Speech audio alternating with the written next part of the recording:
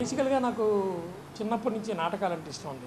మా నాన్నగారు కూడా నాటకాల నుంచి వచ్చారు కాబట్టి వైజాగ్ 86లో రావటం జరిగింది. తర్వాత ఈ నాటకాల మీద చిన్నప్పటి నుంచి మోజు, నాటకాలు వేయాలని వేయించాలని మోజు. ఆ మోజుతో విశాఖపట్నంలో కూడా ఈ నాటకాలను బాగా ఉధృతంగా ప్రదర్శించడం జరిగింది.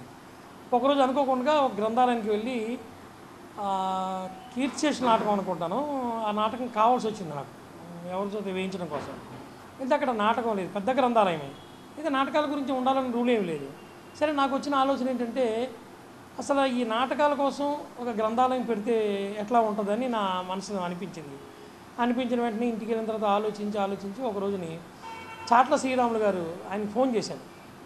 గురుగారు, ఇట్లాగే నేను ఒక గ్రంథాలయం అనుకుంటున్నాను, నా దగ్గర ఒక 400-500 పుస్తకాలు ఉన్నాయి. నాకు తెలిసి భారతదేశంలో నాటకాల గ్రంథాలయం లేదు, పెద్ద పెద్ద గ్రంథాలయాలు ఉన్నాయి కానీ నాటకాలకు లేదన్నారు. అప్పటి నుంచి భారతదేశంలోనే మొట్టమొదటి నాటక గ్రంథాలయంగా దీన్ని ముందుకు తీసుకెళ్ళడం జరుగుతుంది.